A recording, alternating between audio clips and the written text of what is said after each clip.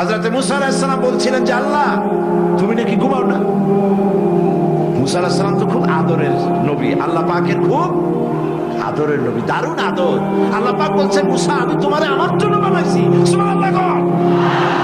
কোরআন শরীফে আছে আল্লাহ পাক বলছেন মুসা আমি তোমারে আমার জন্য বানাইছি।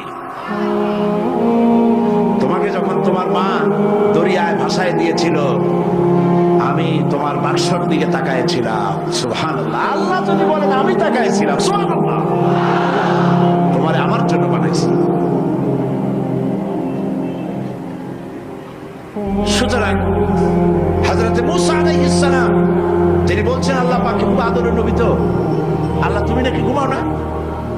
আল্লাহ কয় তুমি বিশ্বাস করো না? হযরত মুসা আলাইহিস সালাম বললেন আল্লাহ অবশ্যই বিশ্বাস করি, তবে বুঝি না বিষয়টা কি, বুঝি না কেমনে না ঘুমাই পারে, বুঝি না। আল্লাহ আচ্ছা ঠিক আছে, তুমি যখন বিশ্বাস করছো তখন আর অসুবিধা, বিশ্বাস না করলে মুসিবত ছিল। পয়গম্বর মানুষ তাকে তো বলতেই হবে বিশ্বাস করি, তবে বুঝি না। আল্লাহ কয় ঠিক আছে বিশ্বাস যখন করো আমি বুঝাই দেবো। নিয়ে আসো এক গ্লাস পানি। এক গ্লাস পানি নিয়ে আসলে দাঁড়ায় থাকো। মুসা আলাইহিস সালামকে আল্লাহ বললেন পানি নিয়ে দাঁড়ায় থাকো, আর ঘুমের আল্লাহ করলেন মুসারে ধর। মুসা আলাইহিস সালামের ঘুম এসে গেল।